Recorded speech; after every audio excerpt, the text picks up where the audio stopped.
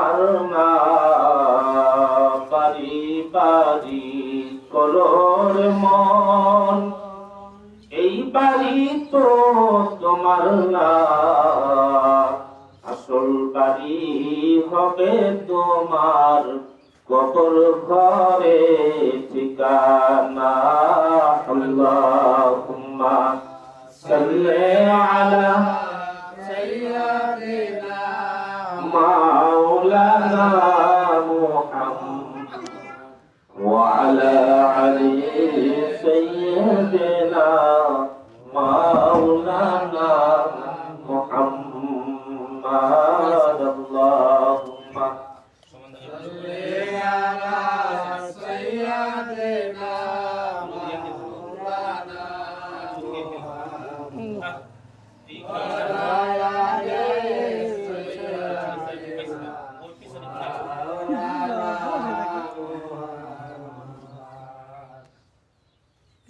আলহামদুলিল্লাহ।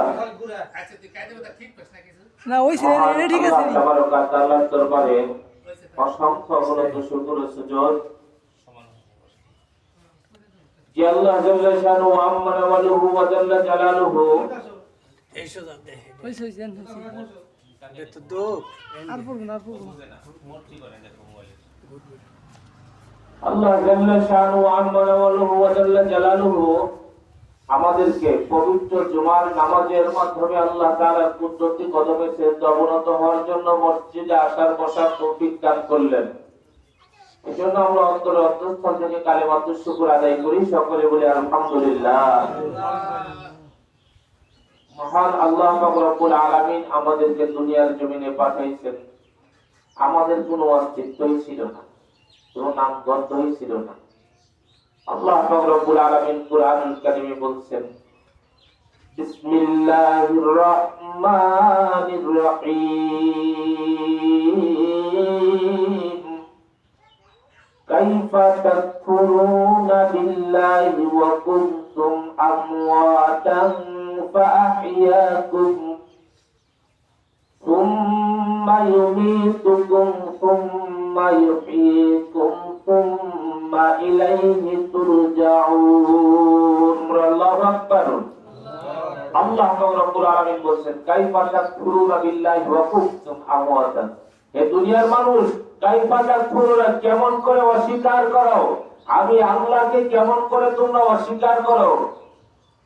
ওয়া কুনতুম আমওয়াতান, অথচ তোমাদের কোনো নামগন্ধই ছিল না, তোমরা ছিলে মৃত, তোমাদের কোনো নাম ছিল না। জন্মের আগে আমাদের কারো নাম ছিল না, কোনো নাম ছিল না।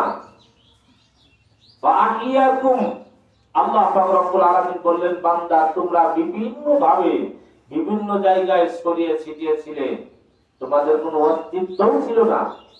এখন আমার একটা অস্তিত্ব আছে, আমি একটা পূর্ণ মানুষ, আমার মানুষের একটা অস্তিত্ব আছে, হাত পা চক্ষু কর্ণ নাসিকা জিহ্বা সব আছে। এমন একটা সময় ছিল এই অস্তিত্ব কিছুই ছিল না, অস্তিত্বহীন বিলীন ছিলাম। আল্লাহ পাক রব্বুল আলামিন বলেন, বান্দা তোমরা যে খাদ্য খানাগুলি খাও, এই খাদ্যর মধ্য থেকে তোমরা ছিলে আলুর মাঝে, তোমরা ছিলে গমের মাঝে, তোমরা ছিলে ধানের চাউলের মধ্যে, তোমরা এইভাবে পেঁয়াজের মধ্যে মরিচের মধ্যে বিভিন্ন ভাবে এগুলো দিয়া খাদ্য খানা খায়। সেই খাদ্যের মধ্য থেকে একটা অংশ রক্তে পরিণত হয় কিনা, একটা অংশ মলমূত্রে পরিণত হয়, একটা অংশ দেহের গোশতে পরিণত, একটা অংশ রক্ত পরিণত হয়। সেই রক্তের মধ্য থেকে আল্লাহ পাক রব্বুল আলামিন মণিমজ্জা তৈরি করে, তার মধ্য থেকে সেই মণি দ্বারা আল্লাহ পাক রব্বুল আলামিন আপনার আমার মতো এত অস্তিত্ব দিয়া আল্লাহ পাক রব্বুল আলামিন একটা মানুষ সৃষ্টি করলেন। আল্লাহ পাক রব্বুল আলামিন বলছে, বান্দা তোমার তো অস্তিত্বই ছিল না। ফাআহিয়াকুম সুম্মা ইউমীতুকুম সুম্মা ইউহয়ীকুম, আবার তোমার অস্তিত্ব আমি তোমাকে দিয়েছি, সুম্মা ইউমীতুকুম, দেব না এই অস্তিত্বই তোমার চিরস্থায়ী অস্তিত্ব। এটা নিয়ে তুমি অহংকার ভরাই বুজুর্গি করো না, বান্দা তোমার এই অহংকার বড়াই বুজুর্গি করার সুযোগ নাই। আজ তুমি অস্তিত্বশীল একটা ব্যক্তি, অথচ তোমার এই অস্তিত্ব মুহূর্তে বিলীন হয়ে যাইতে পারে। তোমার এই অস্তিত্ব টিকবে না। তোমার এই 3.5 হাত বডির মধ্যে যতক্ষণ পর্যন্ত শ্বাস প্রশ্বাস হচ্ছে, নিঃশ্বাস দেওয়া আসা করছে, এতক্ষণ পর্যন্ত তোমার অস্তিত্ব টিকে আছে।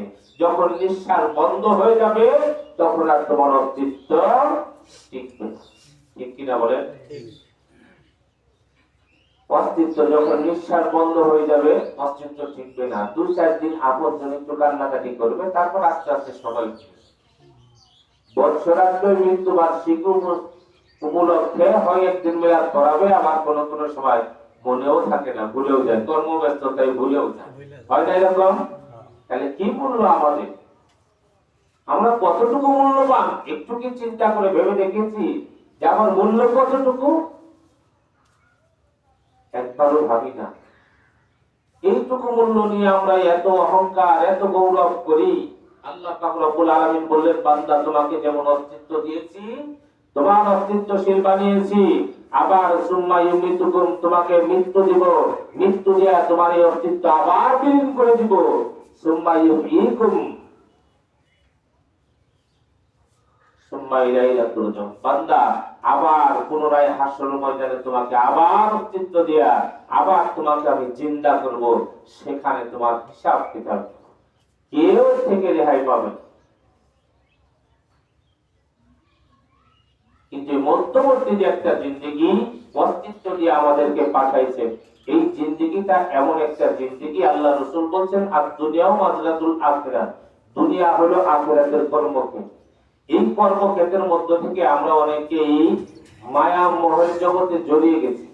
দুনিয়ার মায়া মোহে জড়িয়ে আমরা যে চলে যাব এই কথা আমাদের ভাবনায় জাগে না, যে আমরা আজ আছি কাল থাকবো না, নাও থাকতে পারি, কখন যে চলে যাব এই কথাটা অন্তরের মধ্যে একটু চিন্তা ধারা জাগে। যদি জাগতো, কোন বান্দা আল্লাহর হুকুমকে অমান্য করে চলতে পারতো না। যখন মসজিদের মিনারায় আযান হতো আল্লাহু আকবার, আল্লাহু আকবার, আল্লাহ সকলের বড়, আল্লাহ সকলের বড়, তখন দুনিয়ার সমস্ত কাজকে ছোট মনে করে আল্লাহর হুকুমকে বড় মনে করে আল্লাহর হুকুমকে আগে পালন করতো। ঠিক কিনা বলেন? এই জন্য আমাদের মধ্যে ওই বড় যে আল্লাহ, তার বড়ত্বের গুরুত্ব না থাকার কারণে তার হুকুমের গুরুত্ব আমাদের কাছে আসে না। আসুন, এখনো যারা বাড়িতে আছেন, পিছনে যা হয়েছে, আজ এই মুহূর্ত থেকে আল্লাহর হুকুমের দিকে ধাবিত হন, আল্লাহ তাআলার কুদরতি কদমে সেজদা অবনত হন। আল্লাহ মহান, আপনি গুনাহ করেছেন, আল্লাহ মাফ করে দিবেন, আল্লাহর কাছে ক্ষমা চান, সামনের জিন্দেগি সুন্দর করেন, আল্লাহ অবশ্যই রহমত দান করবেন। আমরা মনে করি কি যে দুনিয়া, আমি যতক্ষণ পর্যন্ত বাহাদুরি আমার আছে দেখিয়ে যাই। আল্লাহ বলছেন কুল্লু নাফসিন যায়িকাতুল মাউত, বান্দা তোমাকে মৃত্যুর শরবত পান করতেই হবে, প্রত্যেকটা নফসকে মৃত্যুর স্বাদ গ্রহণ করতে হবে, এর থেকে রেহাই পাওয়ার কোনো ক্ষমতা নেই। কিন্তু যখন মৃত্যুর স্বাদ আমাদের গ্রহণ করব, মালাকুল মউত আজরাইল যখন রূহটা কবজ করার জন্য আসবেন, তখন মাওলা আলী কারামাল্লাহু রাদিয়াল্লাহু তাআলা বলছেন যে মৃত্যু হলো এমন যন্ত্রণাদায়ক যে একটা তাজা বকরি জবাই করা ছাড়া, যাকে জবাই করা হয় না, জবাই করলে তো জানটা বের হয়ে যায়, তারপর আমরা ছিললে পরে কষ্ট হয় না। একটা তাজা মানুষের শরীর থেকে যে চামড়া কাটে বের করা হয়, কষ্ট হবে কিনা বলেন? বলছে একটা তাজা বকরি জবাই করা ছাড়া তার শরীর থেকে চামড়া তোলা যেমন কষ্টকর, মৃত্যুটা তার থেকেও ভয়ঙ্কর কষ্টকর, এমন যন্ত্রণা দেয়। আমার নবী সাল্লাল্লাহু আলাইহি ওয়াসাল্লাম আজরাইলকে জিজ্ঞাসা করলেন, আজরাইল, মৃত্যুটা কত বড় কঠিন, আমি একটু দেখতে চাই, আমাকে একটু দেখাও মৃত্যুটা কত কঠিন, মৃত্যুর যন্ত্রণা কেমন কঠিন। আজরাইল আলাইহিস সালাম আমার নবীর বুকের উপরে হাতটা রাখলেন, তুলার মতো নরম করে হাতটা রাখলেন, আবার তুলার মতো নরম হাতটা বুকের থেকে সময় পরে উঠালেন। কিছু সময় পর উঠানোর পর জিজ্ঞাসা করলেন, আমার নবী সাল্লাল্লাহু আলাইহি ওয়াসাল্লাম বললেন, আজরাইল, আমার বুকের উপরে যখন তুমি হাতটা রেখেছো, আমার কাছে মনে হলো যে পাহাড়টা আমার বুকের উপরে চাপা পড়ে গেছে। আমার বুকের উপরে পাহাড় চাপা দিয়েছে, এত বড় কঠিন যন্ত্রণা মনে হলো। আজরাইল আলাইহিস সালাম বললেন, নবীজি, আপনি তো রাহমাতাল লিল আলামিন, আপনার বুকের উপরে তুলার মতো নরম করে হাত রেখেছিলাম। আমার নবী ডাকতে বলল, আজরাইল রে, তুলার মতো নরম করে যদি হাতটা রাখো, তা যদি এত ভয়ানক শাস্তি হয়, হে আজরাইল, আমার উম্মতের মৃত্যুর যন্ত্রণা কত কঠিন হবে রে আজরাইল। আজরাইল, আমার উম্মতের মৃত্যুর যন্ত্রণা বুঝিয়ে থেকেও কঠিন হবে। আমার নবী আল্লাহর কাছে ফরিয়াদ করলেন, বারে লাগি, মৃত্যুর যন্ত্রণা যদি এত কঠিন হয়, আল্লাহ, আমার উম্মতকে মৃত্যুর যন্ত্রণা দিও না। বলুন সুবহানাল্লাহ। মৃত্যুর যন্ত্রণা এমন কঠিন, আল্লাহ রাসূল সাল্লাল্লাহু আলাইহি ওয়াসাল্লাম বললেন, যারা 5 ওয়াক্ত নামাজি হবে, আল্লাহর কুদরতি কদমে সেজদা অবনত করবে, অবনত হবে, আল্লাহ পাক রব্বুল আলামিন তাকে আসানের সাথে মৃত্যু দান করবেন। যেমন মায়ের বুকে শিশু দুধ পান করে আরামের সাথে, ঠিক তাদের মৃত্যুটাও এরকম আরামের সাথে হবে। আমার নবী সাল্লাল্লাহু আলাইহি ওয়াসাল্লাম বললেন, শুধু তাই না, মৃত্যুর সময় তারা কালেমা পড়তে পড়তে, হাঁটতে হাঁটতে মৃত্যুবরণ করবে। তাদের মুখের মধ্যে কোনো দুঃখের ছাপ থাকবে না, কষ্টের ছাপ থাকবে না, আরামের সাথে কালেমা পড়তে পড়তে বিদায় নিবে। বলুন সুবহানাল্লাহ। এমনও কত ইতিহাস দেখা যায়, নামাজের মধ্যে সেজদায় গিয়েছে, আল্লাহু আকবার বলে রুকু থেকে সেজদায় গিয়েছে, সেজদার মধ্যে যায়া ওখানে তিনি ইন্তেকাল করেছেন, আজরাইল রূহ কবজ করে নিয়েছেন, আর তার মসজিদের বাইরে যেতে হয় নাই, সেজদার মধ্যেই তিনি দুনিয়া থেকে বিদায় নিয়েছেন। আল্লাহ তাআলা সুবহান রাব্বিয়াল আ'লা, আল্লাহর তাসবিহ পাঠ করতে করতে মাওলার দরবারে চলে গেছেন, তার আর কোনো কষ্ট হয়।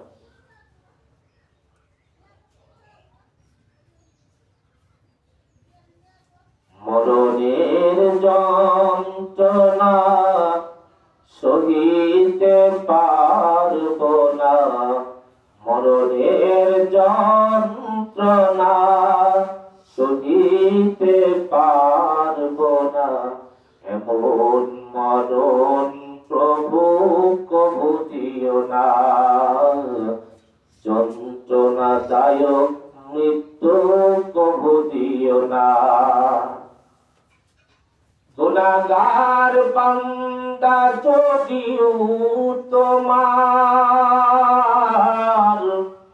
তুমি তো নাম দিয়েছো গফফার, তোমার গফফার নামের উসিলায় ক্ষমা করো না, কঠিন মৃত্যু প্রভু কবু দিও না, মোদের কঠিন মৃত্যু প্রভু কবু দিও না। মরণ যদি দাও আমাকে, চোখের সামনে দেখাইও নূর নবীকে। বলুন সুবহানাল্লাহ।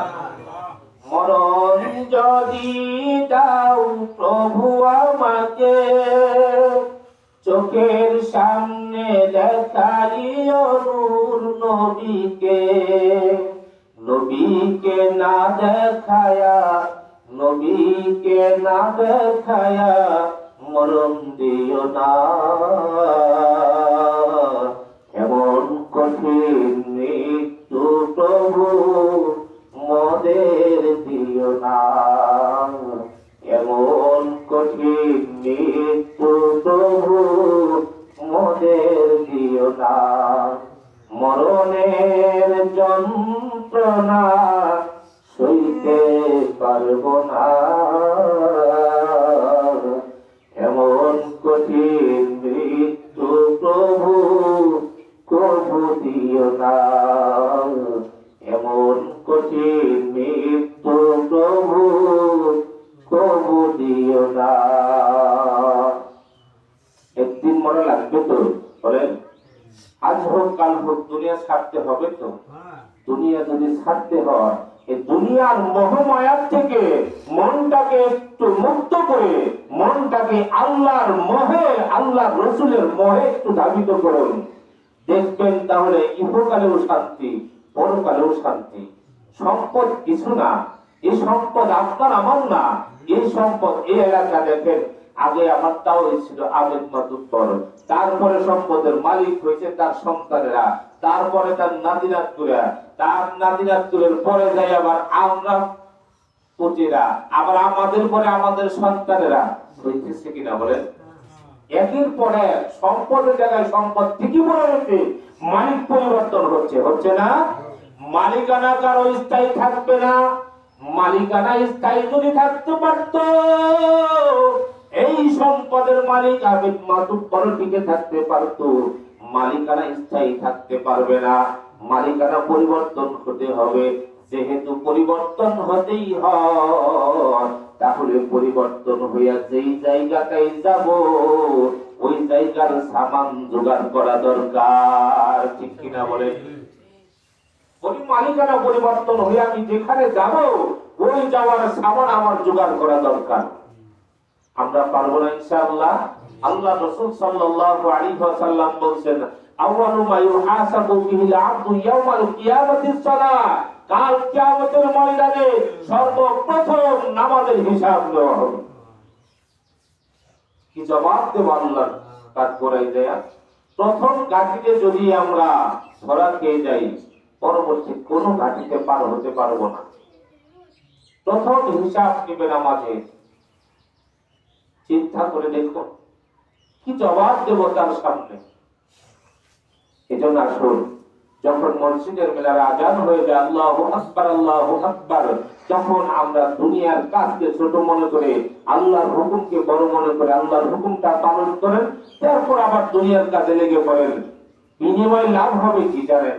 সালাতটা আদায় করে গেলেন, পাশাপাশি দুনিয়ার যে কাজটাই করবেন ওই কাজটা আপনার ইবাদতে পরিণত হয়ে যাবে। বলুন সুবহানাল্লাহ।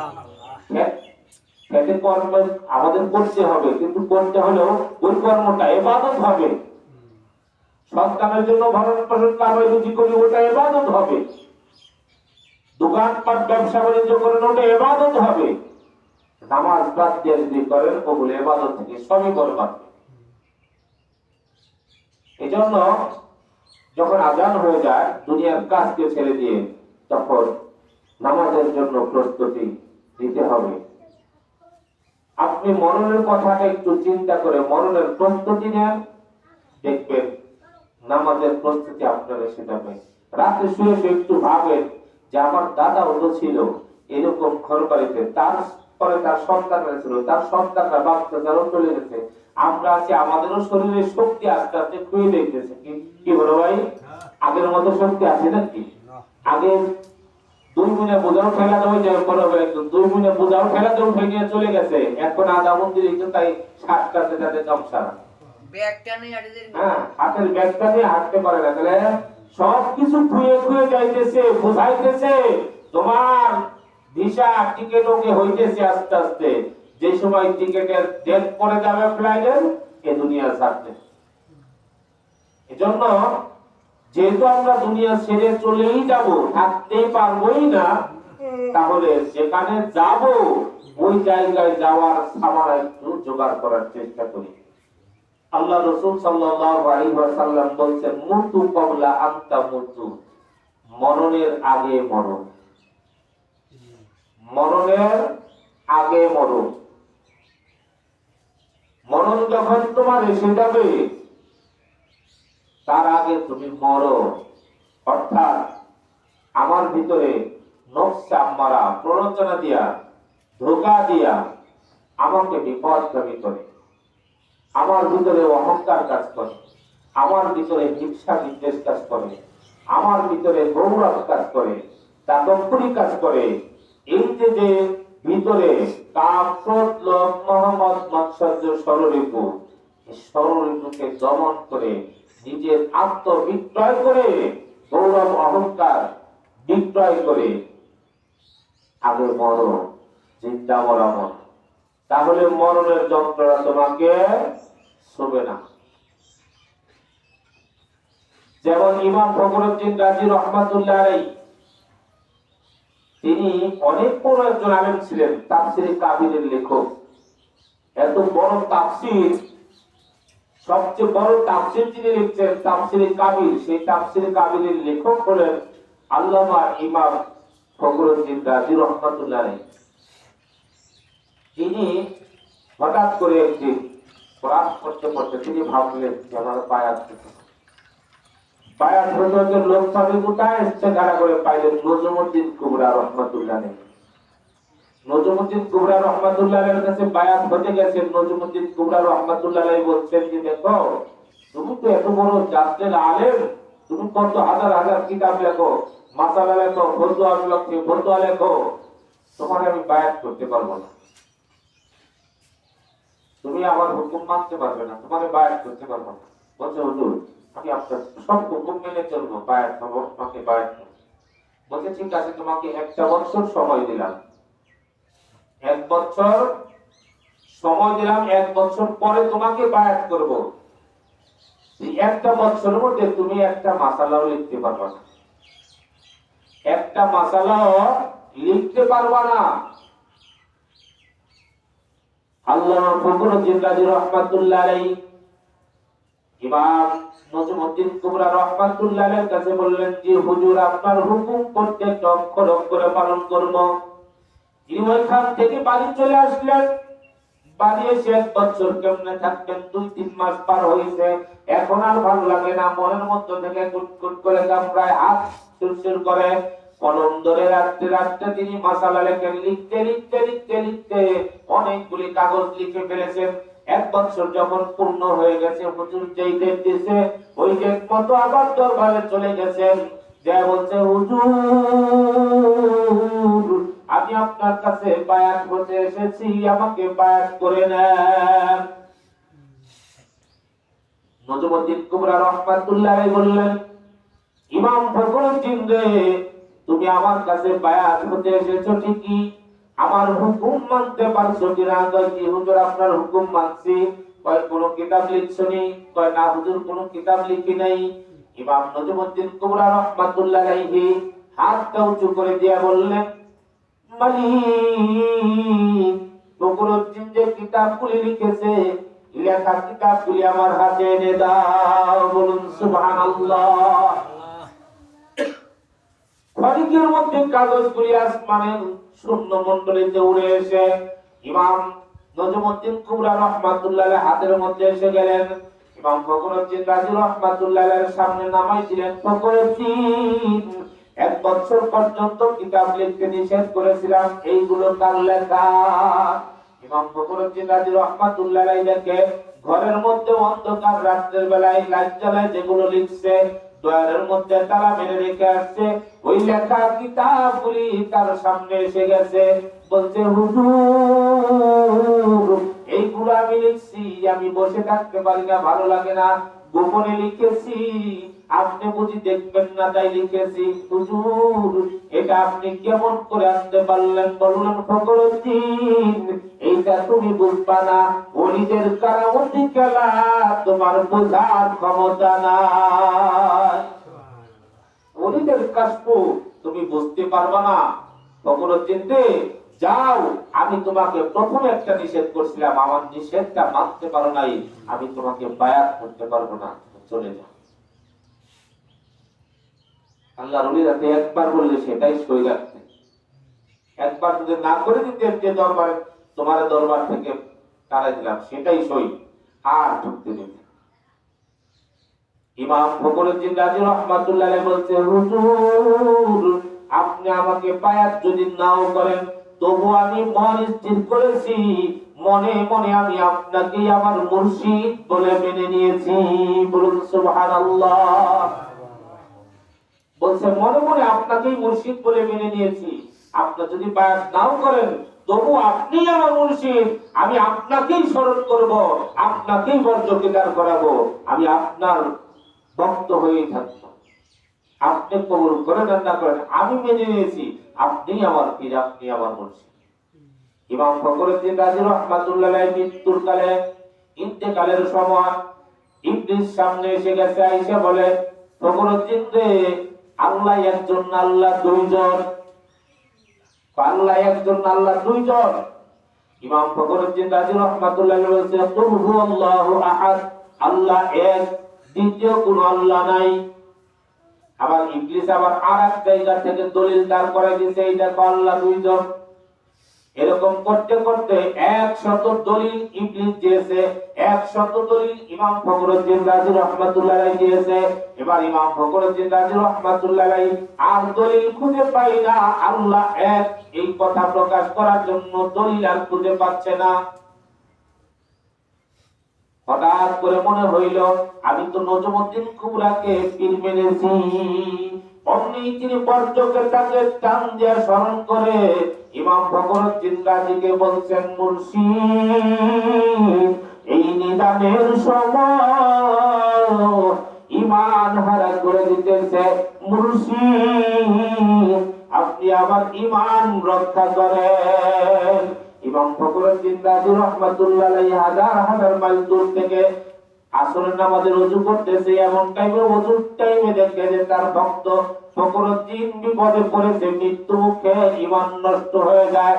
ওযুর পানির মধ্য থেকে মস্কের একটু ওযুর পানি এমন করে ছিটাই দিছে, ইমাম ফখরুদ্দীন রে যা তুই ইবলিসকে বলে দে আমার আল্লাহর জন্য কোনো দলিল লাগে না, দলিল লাগবে না, বিনা দলিলে আমার আল্লাহ এক। বলুন আলহামদুলিল্লাহ।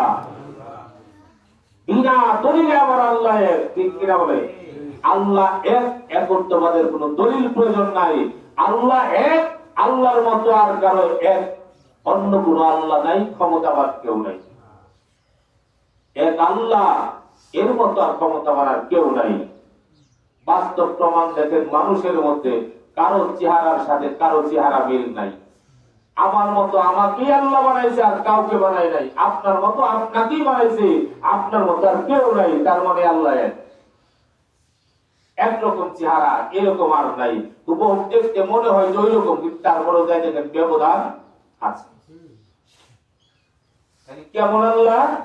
একটা ফ্যাক্টরিতে সাবান বানাইলে 1000টা বানাইলে 1000টা একই রকম, একই কোয়ালিটি, একই লেখা, একই সাইজ, কিন্তু মানুষকে আল্লাহ বানাইছে সাইজের দিকেও ব্যবধান করছে, চেহারা ব্যবধান করছে, কোয়ালিটি সবকিছু ব্যবধান করে দিয়েছে, একটু না একটু ব্যবধান আছে। হয় না এরকম? হয় না? তাহলে আল্লাহ এক, বিনা দলিলে আল্লাহ এক। এবার যখন ওযুর পানি ছিটাই দিয়েছে, ইবলিস আস্তে আস্তে হাঁটতে হাঁটতে চলে যায়। ইমাম ফখরুদ্দীন বলে ইবলিস যাও কেন? শুনে যাও বিনা দলিলে আমার আল্লাহ এক। ইবলিস বলে ফখরুদ্দীন রে, তোর ঈমান হারা করতে চাইছিলাম, পারলাম না। তুই যে একদিন গুরু মানছিলি, ওই নজমুদ্দিন কুবরা ওযুর পানি ছিটাই দেওয়ার সাথে সাথে আমার গায়ের মধ্যে আগুন ধরে গেছে, এই জন্য তোরে ঈমান হারা করতে পারলাম না, নয়তো আজকে তুই বাঁচতে পারতি না। ইমাম ফখরুদ্দীন রাজি রাহমাতুল্লাহ আলাইহি তার গুরুর পানি ছিটিয়ে দেওয়ার কারণে তিনি ঈমান রক্ষা পেলেন, ঈমান নিয়ে কবরে যাইতে পারলেন। বলুন সুবহানাল্লাহ। এজন্য আল্লাহ রাসূল বলেন মুতু ক্বাবলা আন তামুতু, মরণের আগে মরো, মরণের যন্ত্রণা থেকে হেফাজত থাকবে, মরণ তোমাকে ছুঁবে না। মরণের সময় হাসতে হাসতে কালেমা পড়ে পড়ে ইন্তেকাল করবে, দুনিয়া থেকে বিদায় নেবে। জগতে এসেছো কাঁদতে কাঁদতে, জগৎ ছেড়ে যাবে হাঁটতে হাঁটতে। পিছনে যার গুরু থাকে, ভক্তর নিদানে গুরু পাশে দাঁড়ায়, তখন ভক্ত উদ্ধার পায়। আল্লাহ পাক রব্বুল আলামিন আমাদের সকলকে সত্য পথের পথিক বানিয়ে 5 ওয়াক্ত নামাজে আল্লাহ তাআলা, আল্লাহ এবং আল্লাহর রাসূলের মুহাব্বত করনেওয়ালা জীবন দান করুন। সকলে বলুন আমিন। ওয়া আলহামদুলিল্লাহি রাব্বিল আলামিন। যাদের সুন্নাত পড়া লাগতেছে সাদাকাত কবুল করুন। আসসালামু আলাইকুম ওয়া রাহমাতুল্লাহি ওয়া বারাকাতুহু।